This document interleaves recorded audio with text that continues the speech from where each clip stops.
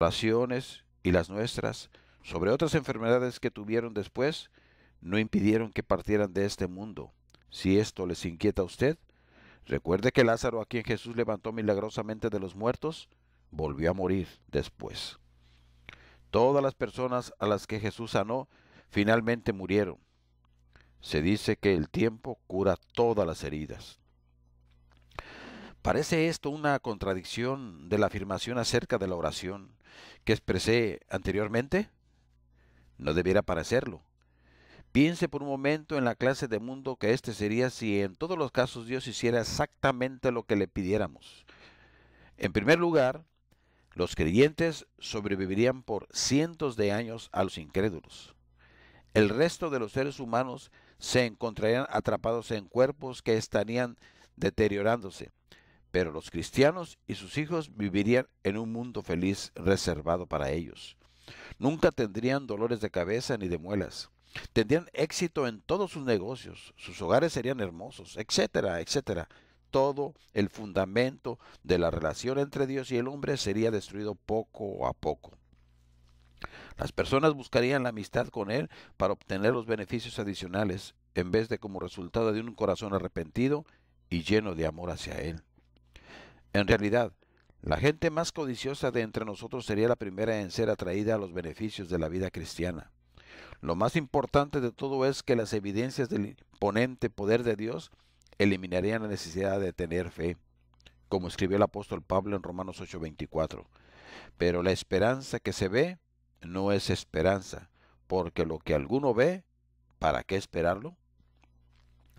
Por lo tanto, nuestra fe no está afianzada en señales y maravillas, sino en el Dios soberano del universo. Él no actuará de acuerdo con nuestras instrucciones con el propósito de impresionarnos.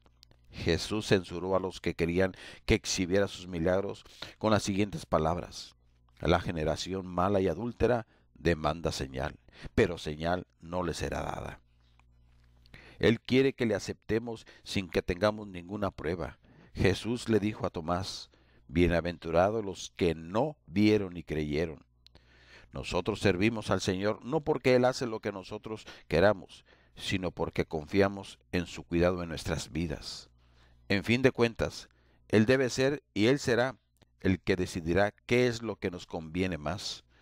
Nosotros no podemos ver el futuro, no sabemos cuál es su plan, solo percibimos el cuadro pequeño y ni siquiera lo vemos muy claramente. Teniendo en cuenta esta limitación, parece increíblemente arrogante de nuestra parte que le digamos a Dios lo que Él tiene que hacer, en vez de darle a conocer nuestras necesidades y luego rendirnos a su voluntad perfecta.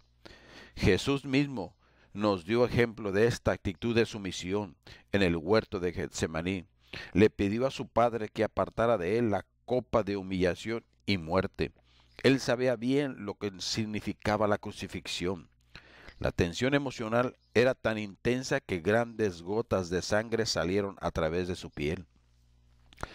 En términos médicos, ese fenómeno se llama hematidrosis y solo le ocurre a personas que están experimentando la más grande de las angustias. Sin embargo, incluso en medio de ese agudo dolor, Jesús oró diciendo: pero no se haga mi voluntad, sino la tuya. Hay muchos otros ejemplos bíblicos de esta clase de sumisión a la autoridad de Dios. En tres diferentes ocasiones el apóstol Pablo le pidió al Señor que quitara de él la molestia o enfermedad que él llamó un aguijón en mi carne. Tres veces la respuesta fue no. En cambio el Señor le dijo: bástate mi gracia, porque mi poder se perfecciona en la debilidad. Usted recuerda también la historia de Moisés y su encuentro con la voz de Dios en la zarza ardiente. El Señor le ordenó que se enfrentaba con Faraón y le exigiera que dejara libre de la cautividad a los hijos de Israel. Cuando Moisés le preguntó que por qué los hijos de Israel habrían de creer que Dios le había enviado, el Señor lo armó de poderes milagrosos. Convirtió su vara en una culebra y luego la convirtió otra vez en vara. Después hizo que la mano de Moisés se pusiera leprosa y luego se la sanó. Finalmente le dijo que si el pueblo no llegara a creerlo por medio de esas dos señales, tomara de las aguas del río Nilo y las derramara sobre las tierras, y éstas se convertirían en sangre. Estas hazañas asombrosas fueron diseñadas para revelar el poder de Dios y probar la autenticidad de Moisés como su representante. Pero entonces ocurrió algo muy curioso. Moisés se quejó de que él carecía de elocuencia para realizar esa tarea. Soy tardo en el habla y torpe de lengua. Sin embargo, Dios no le ofreció sanarle de su o corregirle de su anomalía. ¿No parece algo extraño? Dios acababa de realizar milagros extraordinarios que capacitaron a Moisés para llevar a cabo la misión que él le había encomendado. ¿Por qué no habría de eliminar ese molesto impedimento del habla? Por supuesto, él tenía el poder para hacerlo. ¿No habría sido lógico que el Señor dijera: vas a necesitar una voz fuerte para guiar a 1 millón de personas a través del desierto? De hoy en adelante hablarás con autoridad? No, no fue así como respondió Jehová. Primero se enojó con Moisés por usar esa debilidad como una excusa. Luego nombró a Aarón, el hermano de Moisés, para que sirviera como su vocero.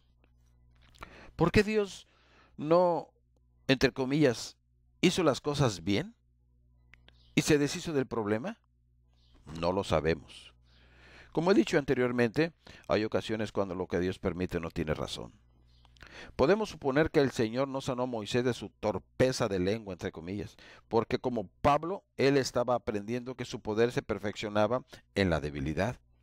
No había sido escogido para ser el líder porque era un obrador de milagros o un superhombre, sino porque el Señor había decidido usar sus insuficiencias y defectos.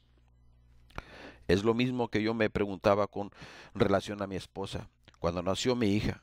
Si Dios